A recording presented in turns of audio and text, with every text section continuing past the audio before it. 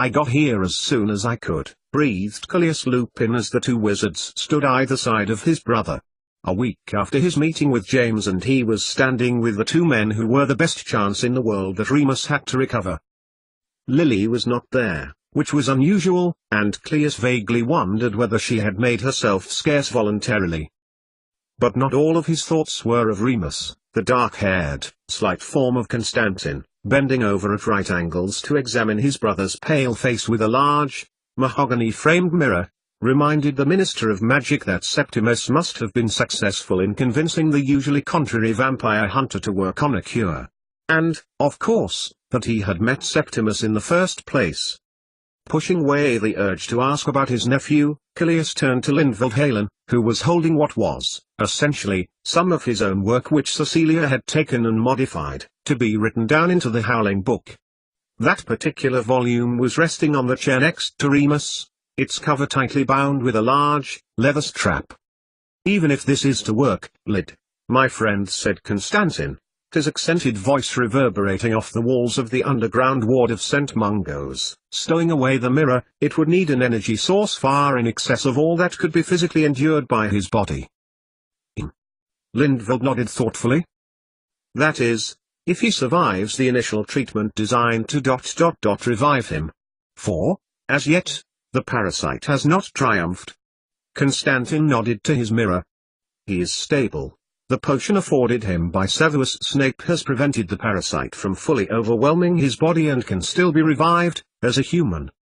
Caius listened as the wizards discussed the treatment aloud, debating and considering point after point until they were in agreement. Caius looked at the face of his brother. It seemed, somehow, at peace with the world, unlike these last few years, when his brother had looked thoroughly tired of it, but it was as colorless as the moon, drained of blood that it was, and yes, as he understood, if Snape had not administered the drip of modified animal blood his organs would simply have been starved of oxygen. But it was the oxygen which the parasite needed, and it was the ghastly conversion of its host to a vampire in order to gain human blood, most suited to its needs, which was unique. Horrible, but unique. Substituting sulfur for oxygen for just one moment, at the time of a huge energy input. Constantine put the back of his hand on Remus's forehead. "Should work," agreed Linveld, folding his arms at Caius's brother. "It all should work, otherwise the metabolism of energy in the mitochondria would be ripped apart in the energy." "I agree. It is what Christodoulou found." Constantine trailed off. Caius shot him a look at the mention of Constantine's partner, who he knew had worked with their Wallachian wizard when he was active in the Carpathians, Kirill Christodoulou, who got too close one day and had throat-ripped out by, well, werewolves. Constantine did not turn, however, instead continued to examine his patient. But if the timing was right, then using sulfur derived from the ilium sativum, the garlic, in a controlled way would destroy only the parasite. He turned, slowly, to look at Caius, his dark eyes fixing the minister with a look which unnerved him, and Caius was seldom unnerved. "It is that, or death, Caius Lupin," he finished. "What my esteemed colleague is trying to say," Linveld stepped in, his words softer and more comforting, "is that this is the best chance we have. The potion will act by substituting the oxygen in your brother's cells with sulfur for a moment. Only for a moment, which will terminate the life cycle of the parasite which causes the vampirism. This must be done in the presence of an energy source. With correct timing, this treatment will eliminate the vector and leave Remus unscathed." "Almost unscathed," thought Caius. "His body is a mess, his scars will always be there, the 2 puncture marks on his neck, large and ugly, would always be there, ever reminding him of the mistake he had made." "Then, it must be done," Caius replied immediately. "It is important that all that can be done for Remus is done.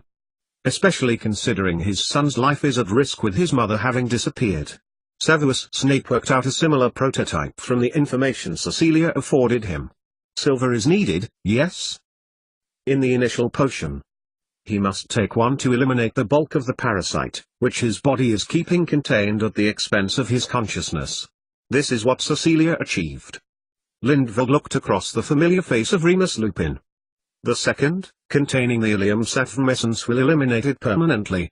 If, and this is a big if, he regains consciousness, your brother will be, in effect, a vampire, with vampiric traits of charm, strength and speed, aversion to light and unreflectiveness.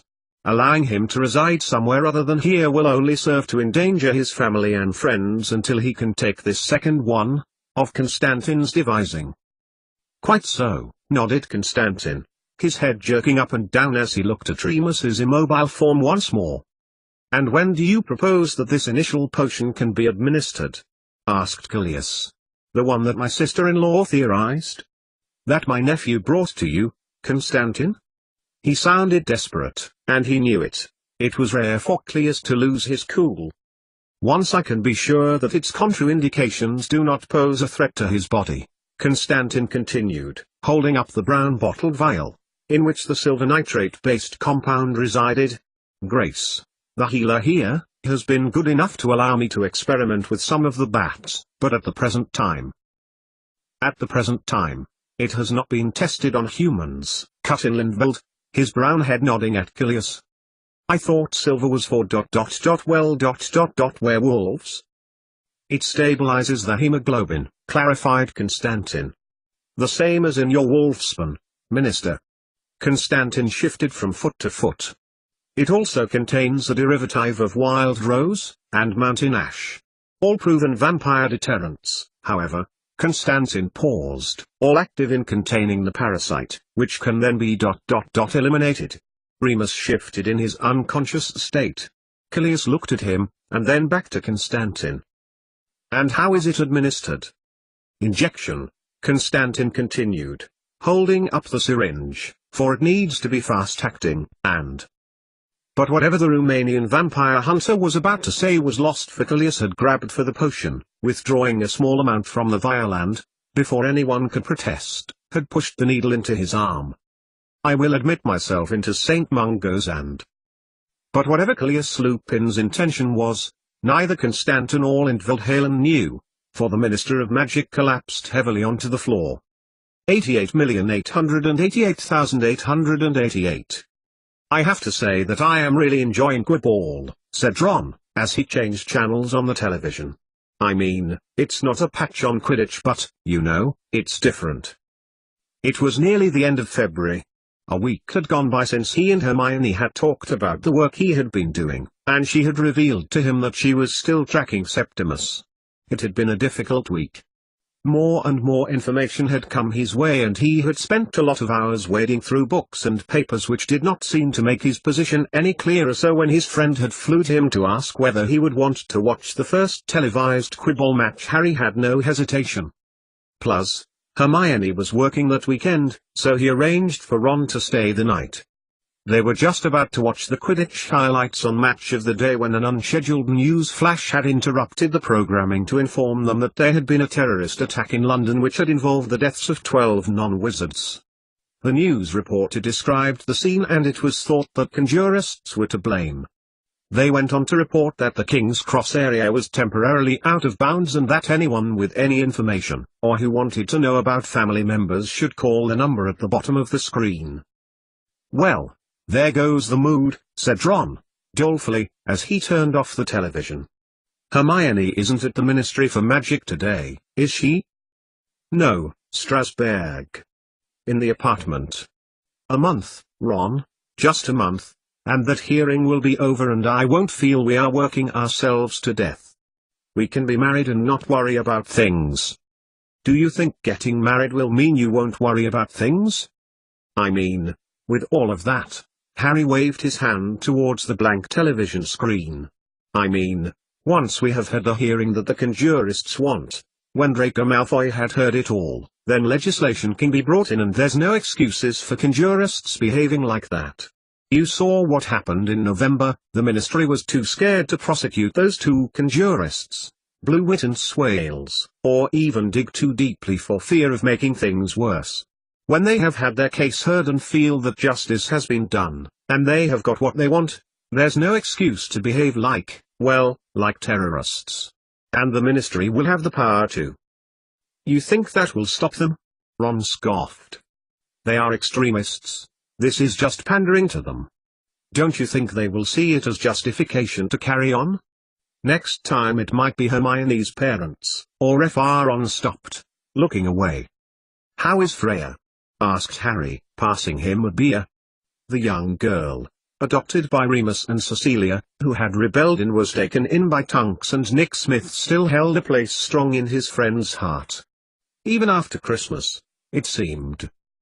"She is training to be a nurse, last time I heard," said Ron, sighing. "Thanks." He took the drink. "I just wish," Ron trailed off. Harry changed the subject. "We have been having an increasing number of reports of spell failures." Harry got up and opened the tortilla crisps. "This week has been the worst, and they all seem to be transformative spells," says Bertie Works. "I was going to ask you, has there been trouble at work?" Ron worked for Britch Flu, and he was deputy manager for engineering. "There has been, actually, now that you mention it," said Ron. "We have had a real increase in failures recently. I've logged them. It's nothing I need to deal with directly." "Is that why you've been doing overtime?" Ron nodded. "It's kept me busy," he replied, but Harry wondered whether Ron really meant the Flu network. "Do you want the Quidditch back on?" asked Harry. Ron shook his head. "Then can I ask you? It's about my work. I wonder if you have ever heard of Dumbledore's Army," he continued. Now they were upstairs in the spare bedroom which Harry had requisitioned to be his office. He leafed over a few more pages which he had collected together. "Caius Lupin believes that they are the present-day Conjurusts."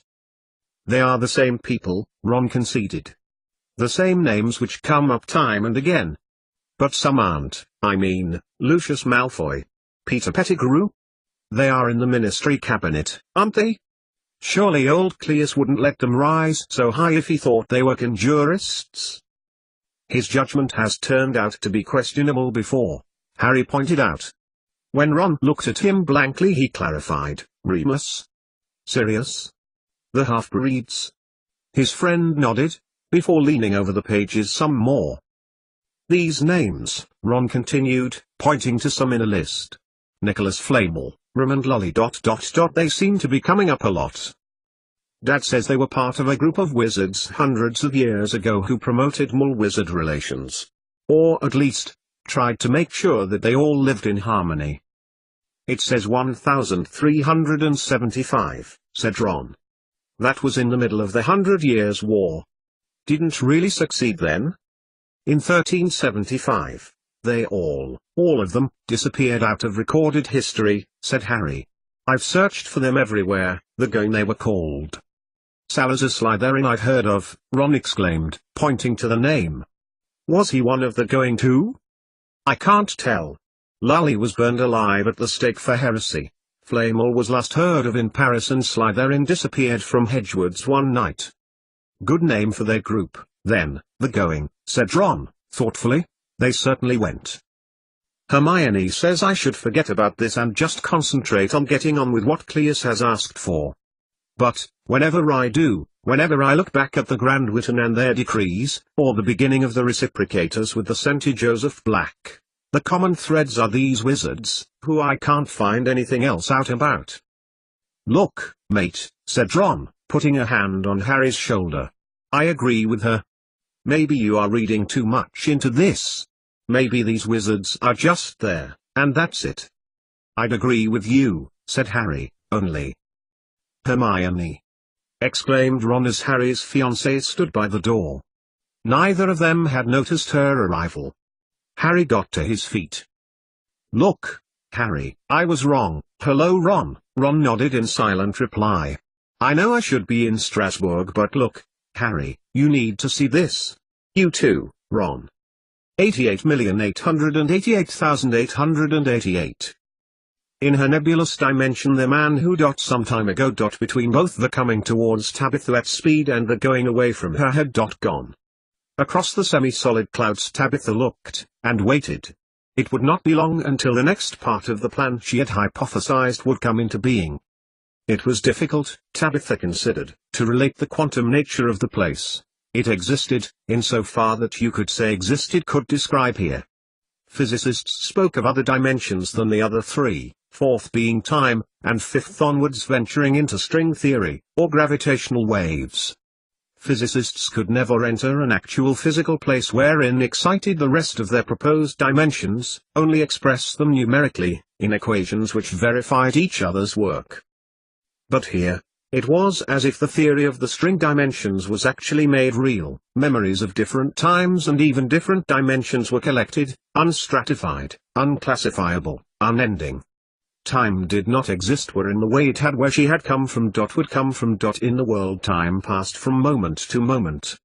But here, it was as if every second was passing at the same time. For Tabitha, everything was also happening together. Sometimes the events outside the clouds may happen in any order. Cause did not necessarily follow effect.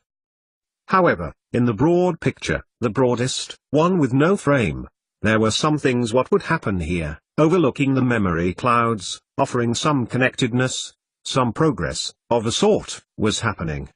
The man had gone, the clouds were coalescing by themselves now, without her help. Others would join them, or already had. About half the time that wasn't passing here had gone. Some sort of period of time, meaning the other half would see thinness, transparency, interconnectedness. But that was not yet. Tabitha breathed deeply. Multidimensional physics would be so much easier to understand if the physicists weren't relying on a language that had evolved to communicate mortal danger, food sources, or the best mate. Tabitha had the memories of Nicholas Flamel, and Herpo the Foul all coalesced. Raymond Lully at Goblin riots in trying to reciprocate peace and diffuse a serious situation within a group of physicists, and an argument with the man who she had seen within the memories so recently. Raymond Lully in Coroner, the mystic monk, working with proto-scientific logic and determinism behind magic, in Dark Days of Burning, which is in medieval Europe. And now here. Another place she had been, but was it the right one? Yes. An archway, marble, carved in, well, a classical style. For it was ancient Greece, now, and she was in Athens, and had managed to arrive at the correct memory of Herpo the Foul. It surprised her that the veil was as she knew it to be, a translucent boundary between life and death. But she shouldn't be surprised, should she? Herpo had made it, and had accessed the beyond. And he had with him a bag, a Hessian pouch which he was now removing from his belt. Whatever was in it writhed and squirmed like a snake seeking liberty. Tabitha stepped back. The power of the magic which Herpo had used to create the Horcrux almost too much for her to bear. Like an ear-splitting volume, or a tsunami, threatening to wash her back into the beyond, outside the memory. The Greek wizard stepped forward, teetering just on the edge of the veil, his toes near the edge. Around him, the dust formed into a vortex, small at first, swirling about on itself in an anti-clockwise direction. The empty market square, picked out in the late evening sunset, glowed orange as he stepped forward, one leg extending out from under his long, white robe, bag, with its fearful contents, in hand. If your soul is not intact you cannot reunite it, Tabitha knew. Herpo was beyond and would stay beyond. He presumably must have had children, for Slytherin and Riddle were his descendants. So, there was no leaving the beyond, the place of souls, for Herpo the Greek. And around it were people, coming towards the veil. Tabitha turned and realized that they had been there all along, people dressed as Herpo had been, wizards all coming together. They began scraping at the very foundations of the arch, trying to dislodge it, which eventually they did, chanting and singing as they did so. The memory faded. Tabitha could now add it to her collection. Or rather, it adhered to the surface of the first memory of Herpo, which she had found before and was now clinging to it like static. And she nearly had them all. The hardest memory to find had been that of Salazar Slytherin. He had specialized in physical objects. He had found the location of the veil of his ancestor, and endeavored to keep it hidden, burying it deep in an Egyptian tomb, with the remains of long-dead pharaohs. Therein, in a different memory, which had danced just out of Tabitha's reach for a time, until she had managed to tether it to one of Nicholas Flamel, was a rock, derived from a source in an unknown land. an island far north of Britain, of ice and fire, which was spat from the volcanoes, and formed just below the surface of the basalt and snow, one which was called the Philosopher's Stone, which found its way into the hands of the aforementioned wizard, despite Flamel existing 300 years after Slytherin. For it had been the veil which had convinced Salazar Slytherin to experiment with the passing of time, allowing it to speed up, accelerating him into the future at a faster rate than everyone else, accelerating the further he went from his own time musing with the invention for which he was never credited. Sharing his knowledge with Flamel in Paris, and Lully in Corona, Slytherin was the nucleus of their group. But, of course, that hadn't happened yet, and wouldn't until Callias had done his bit too. Because without Harry Potter all was naught. Tabitha looked back at the memory cloud. She could think in sequence, but not in time. It had been 4 memories ago, when she had met the former French philosopher, abandoning his hopes for a better future and gambling it all on his wife. He had welcomed Tabitha then, for here he knew all which was to come, even though he was at a time in his life when he was caring for Perinel, their ice phoenix chipping away happily on its perch by the entrance to their cavernous home.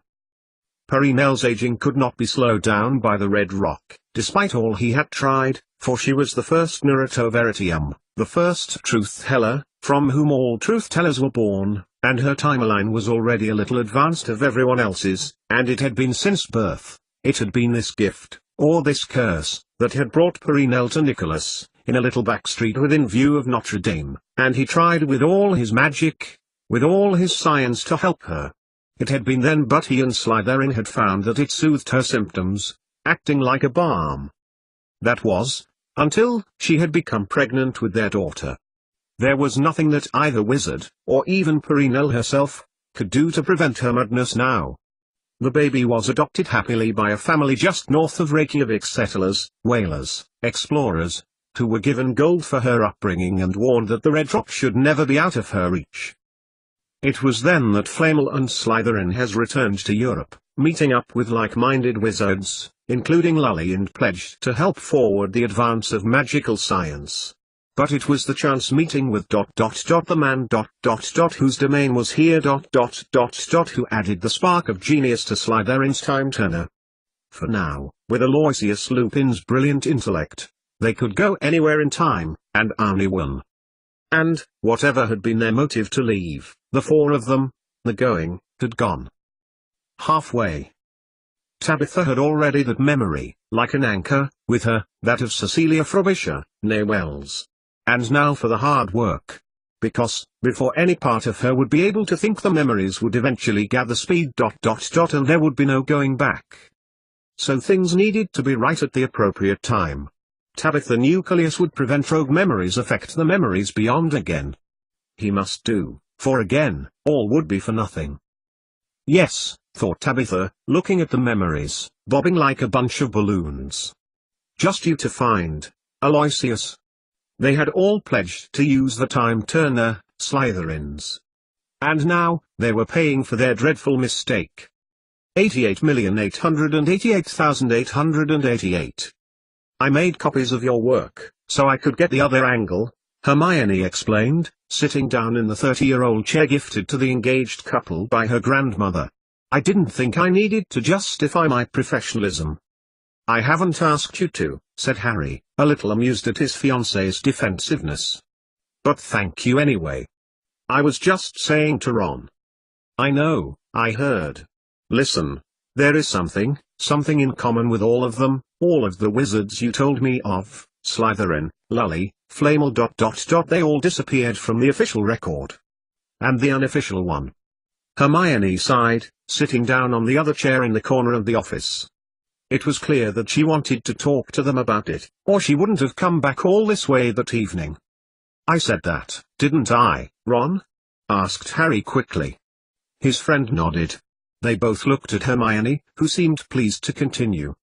I have access to the European Archive at Strasbourg, she continued. It didn't take me long to get some things together. Salazar Slytherin left Hedgewoods and went back in time. He took with him wizards who were like-minded. They believed in several things. They believed in harmony between all humans, no divisions at all. They also believed in educating wizards at a young age. Aren't those 2 points just contradictory? Asked Ron. Not necessarily, said Hermione. They saw it as an advancement of wizards, in the same way that non-wizards were beginning to get educated. They sought to make spells more effective and more unified. But they did not necessarily agree with the 875 AD Grand Witan's decree that it was for the safety of non-wizards. Around that time, Christianity was at odds with paganism, which had been non-wizards' form of worship for a long time. Our rituals were the same, only for magical people. They actually did something. Potions could be made that made people have great strength, for example. Or be able to resist diseases. Where druids performed sacred rituals, wizards performed spells. Until Christianity came to Britain, and indeed Europe, paganism, as an earth religion, and magic, old magic, were one and the same thing. Slytherin, Lully, Flamel wanted to go back to these ideas to make magic more unified than it was becoming. But he failed.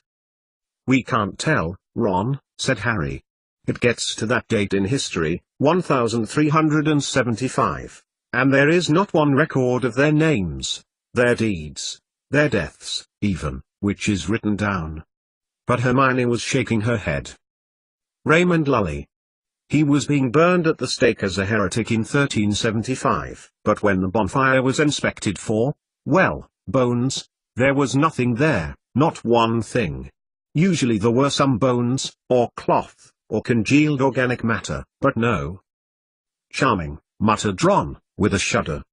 So, what are you saying, Hermione?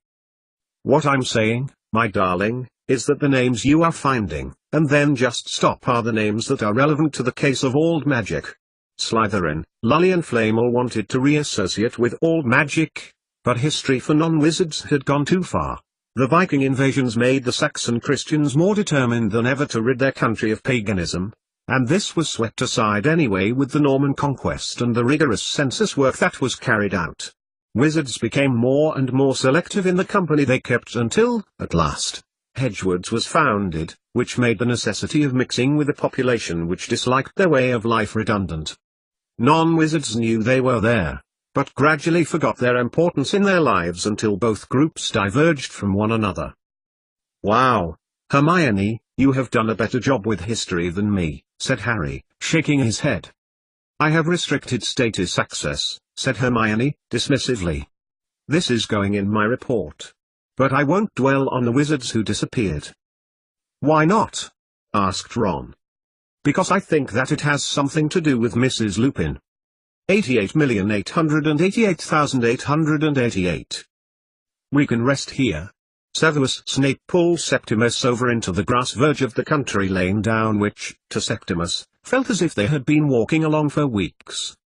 In fact it had been about an hour and a half, the sun on that late February morning warming his shoulders and face.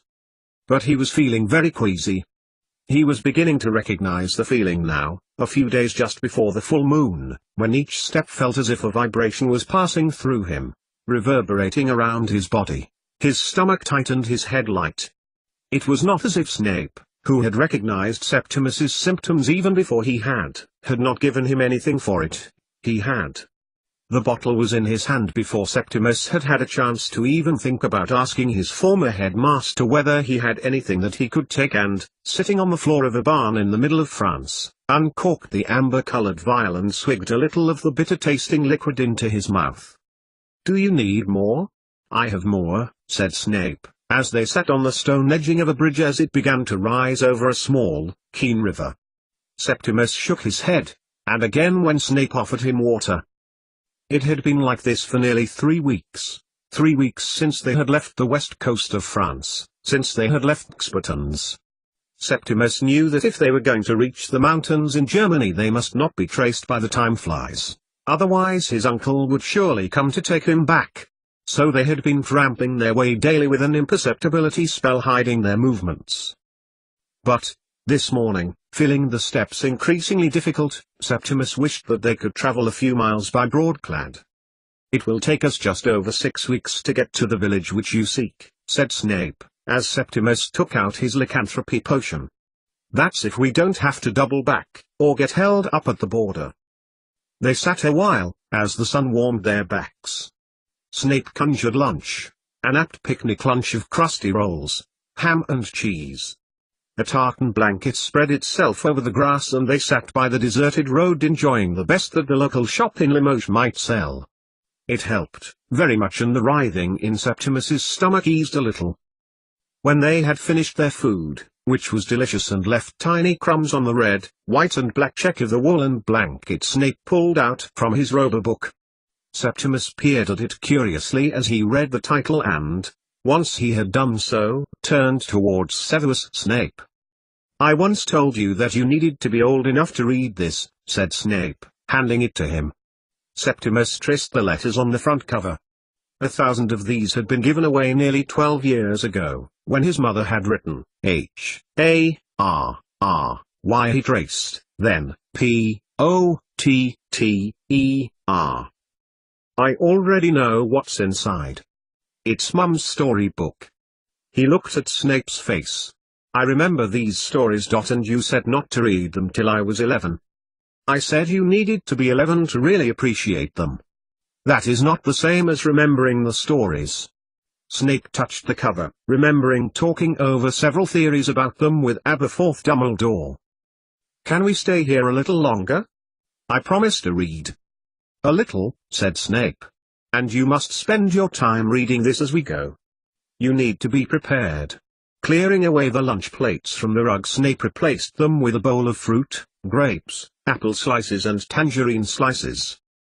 "Can I ask," said Septimus, looking up from the first page of the book, "there is something I am not quite sure of."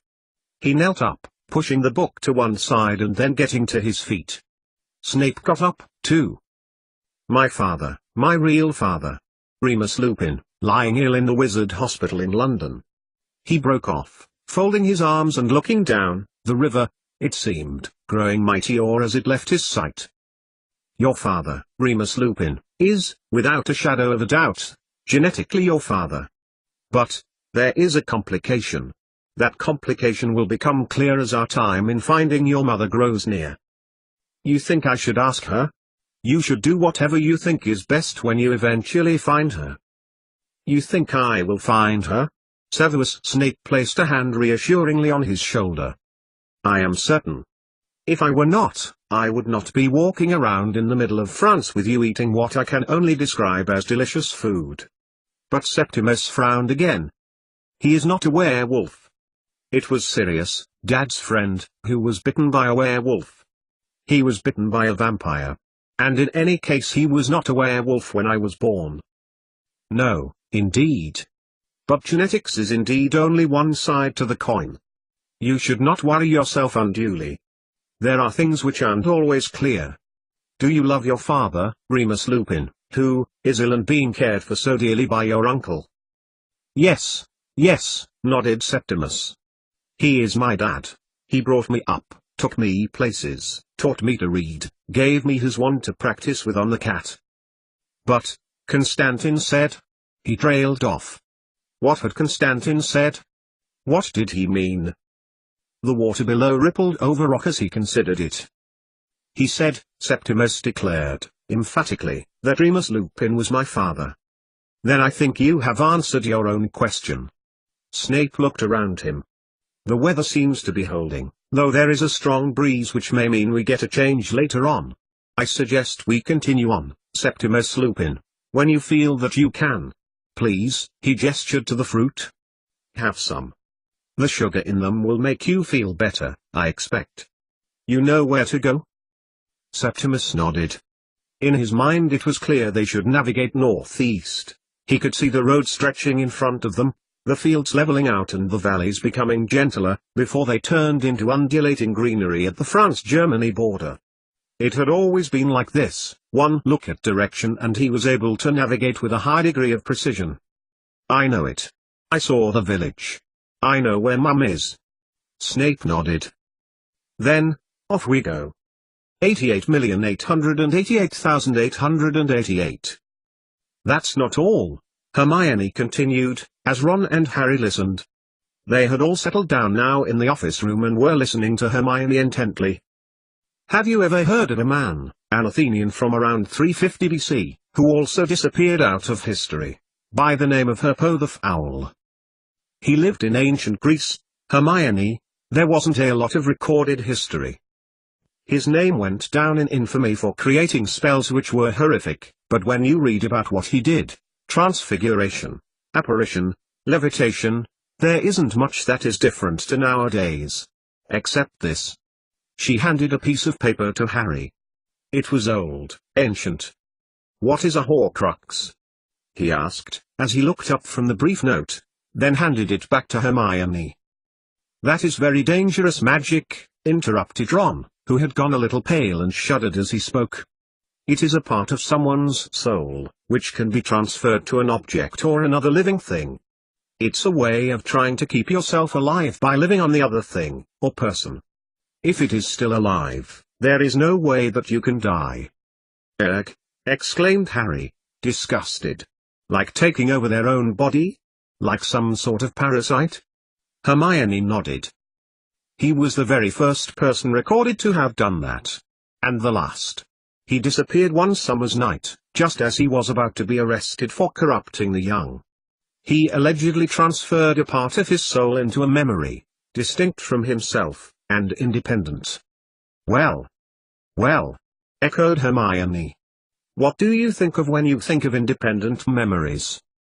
"A pensieve," suggested Harry. "Yes. And, isn't that where Tabitha went to?" "For Merlin's sake, do not put that in your report," said Harry, suddenly. "If we mention Aberforth, then Callias may have a lot of explaining to do." "Yes, well, that doesn't necessarily relate to old magic. I will simply say that the pagan beliefs of this country, and this continent were one and the same as the magic practiced by wizards at that time, and through legislation at the Grand Britain they diverged." "Okay," said Ron. "So, why does this relate to Mrs. Lupin?" No one answered for a moment. Then Harry raised his eyebrows. "She came out of the memory store and through the veil. From somewhere else." "My thoughts exactly," said Hermione, beaming. "And what else do we know about the memories, and specifically who?" "Who communicated using the portable pensieves at Halloween?" "Conjurists?" suggested Ron. "Yes," nodded Hermione. "And who is suspected of controlling them?" 88,888,888. "Are you getting any closer, Albus, my love?" Sunlight streamed through the skylights of the chalet in which both wizards had been working. They were now getting on each other's nerves a little, for they had been snowed in for several weeks.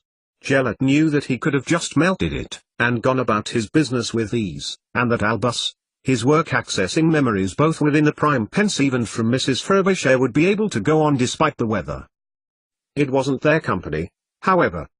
Albus was making very little headway with the collection, and interpreting of memories was not getting any clearer while he, Gellert Grindelwald, had coordinated the sporadic attacks both in the European countries and within Britain, which was usually Albus's domain, had secured, indirectly, the European Court of Wizardly Rights hearing on the rights of wizard and the next stage, with Bruick, at Durmstrang.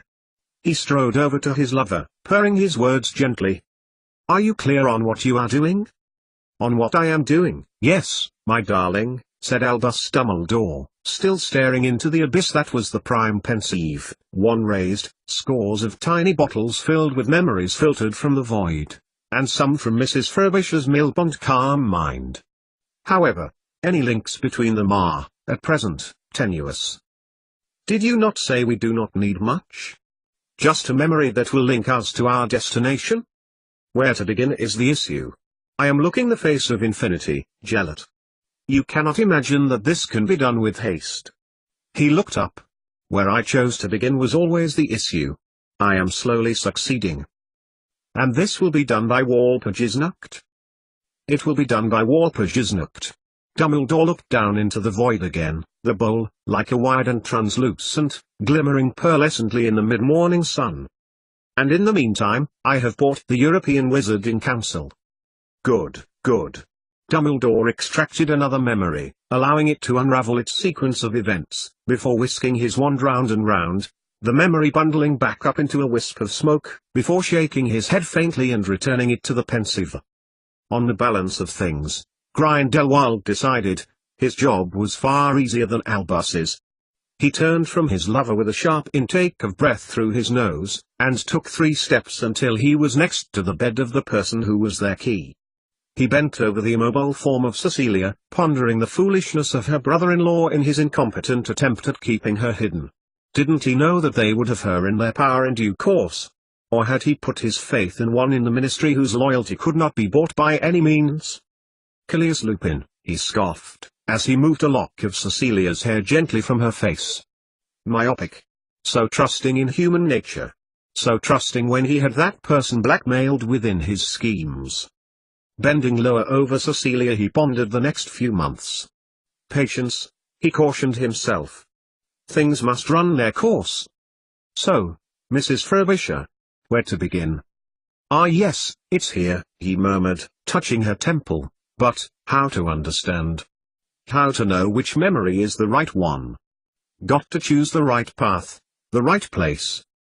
You can be sure that once I get it, it will be bottled, said Albus Dumbledore, swirling the prime pensieve with his wand, like a cook stirring broth.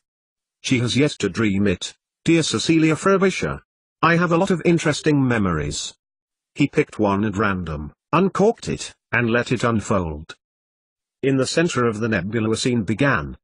It was one of Cecilia watching Sirius Black coming over the mansion near Helvellyn, his sable hair and obsidian black eyes glittering in the morning sun, coming to see Remus, who had been asleep after his episode with the lunar eclipse 36 hours before. Yes, very touching, said Grindelwald, dismissively. But is it what we need? It is close. But we need something closer to the time and location we intend. He looked at his lover as he rebottled the memory. Have patience, my love. My task is merely to locate what we need. She will eventually give us all of her mind. 88,888,888. So, you are saying there was a wizard, from the 1920s or 1930s, who was an ally of Gellert Grindelwald, a wizard, who chose to work with physicists of that era. And, for some reason, he is linked to the wizards who disappeared in 1375? I can't get any more detail than that. Grindelwald was, of course, a master criminal, who has eluded justice for decades. It was he who corrupted Albus Dumbledore, and Dumbledore, of course, who began to divide Hedgewards. Had it not been for Aberforth, the school would be highly selective, like Durmstrang, and a large proportion of wizard children would not attend. It's only now that Cleus has now begun to reintroduce specialized magic for gifted wizards and witches, now that non-wizards also get an opportunity to attend. That's what the reciprocators believe, that's what Dad told me, said Harry. And what do you suggest we do with all of this information? Hold on to it, said Hermione. Report only what we are asked to report. See what develops. Then we can see how right we were. Harry got up, then turned back to his fiancée. And the Trisson Septimus?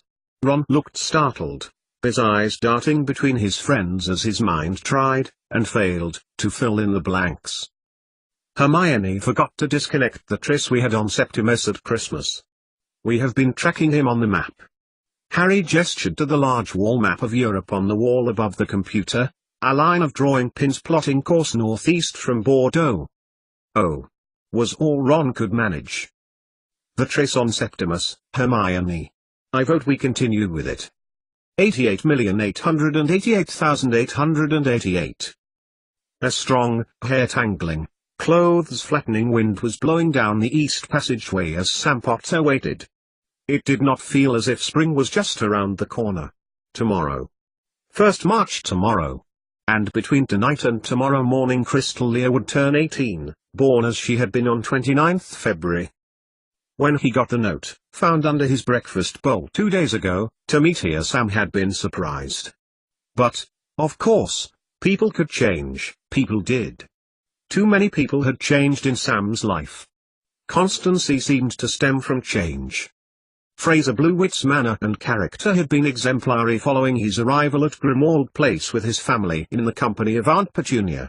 Not only did the boy spend his time with Madame Pomfrey with the non-wizards who had begun to sicken again, he was assisting Crowfoot in the accessibility of runes to students without magic.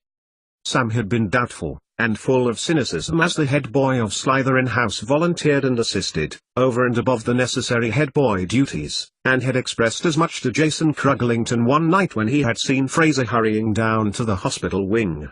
Jason, surprisingly, had disagreed, and had got Sam thinking about how someone could change their mind completely. Students without magic. That was a good phrase to use. It invoked equality. It invoked a will to help. This is what Fraser had discussed when he had met Sam an hour earlier. Of course, we should feel compassion, Fraser had continued, leaning against the open wall next to Sam, who had folded his arms, doubtfully, his mind on Crystal Lear. Dad says Cleus Lupin has exonerated us, and we should make the most of our chances. Look, he finished, turning to Sam, I don't want us to be at odds. I want the internship. Of course I do. So do you. But if we use our energies opposing one another we will never make it. Do you propose a truce? Sam had spoken the words before he had realized that they were out of his mouth. In the half-moonlight Fraser nodded slowly, extending a hand. And Sam shook it, shaking away any past hostility and promising a live and let live future. And then Fraser had bid him farewell, and Sam had gone, over the Edgestones and onto Hedgemead, to arrange it. On his return, if he had been in the position to, he would have seen the shapes of 3 boys on the way back from the greenhouses, far later than the time they had agreed with the headmaster. If he had been in the position to, he would have seen them encounter Fraser's sister, and comfort her. He would have heard Arella crying, upset that Aaron Cruglington had been taken ill, with same thing that one of the 3 had been hospitalized with before, but then explaining that it wasn't that at all, telling them that Mum and Dad together, we fought together Christmas and she was happy. He would have heard a conversation that finished with reference to her aforementioned brother, and that he was going to apply for internship, working for it. That's good, isn't it? He would have heard Julian Scott say, his smile in the near darkness lost to the girl. And he would have heard her sob and make them swear that they wouldn't tell anything which she was about to share with them. And he would have heard his name. Sam Potter? He would have heard Darren Black clarify, confusion in his voice. He may have seen Arella nod. He may not have, though, for, after all, it was dark. Fraser said, he would have heard Arella sniff, well, he told me he had, sniff, eliminated the competition. However, it mattered to him not what Sam had heard, or, more correctly, what he hadn't, neither the school, his exams, his parents, nor Strasbourg. It was Crystal Lear that mattered. He had everything arranged. 88,888,888. Cecilia moved in her sleep as a beam of sunlight fell on her face from the window which was above her head. In the chalet so far up in the mountains the first day of March marked the arrival of spring and even the rocks looming either side of the wizard's home. In her mind, a memory of heathland, woodland, a copse of trees, more forested hills rising steeply up, a powerful force of water plunging from a high cliff into a culvert below. She looked up, her eye meeting the sun directly, glare, heat, energy from it too intense to look for any more than a second. I'm tired of looking at shadows, at hiding, she heard a voice say. One she knew. One which belonged to a woman, gone, who hated her. And now she was looking at a rock, one with the very faint impression of a foot within it. And beyond, a precipice, a plunge downwards, to fatal oblivion. She had never been here before, Cecilia's unconscious mind knew. It was not a memory born of primary experience. But nevertheless, she knew that she was somewhere important. She was in the Hart's Mountains, at the Ross Trap, where Henrietta Edwards had seen her last. Cecilia's mind turned over and over.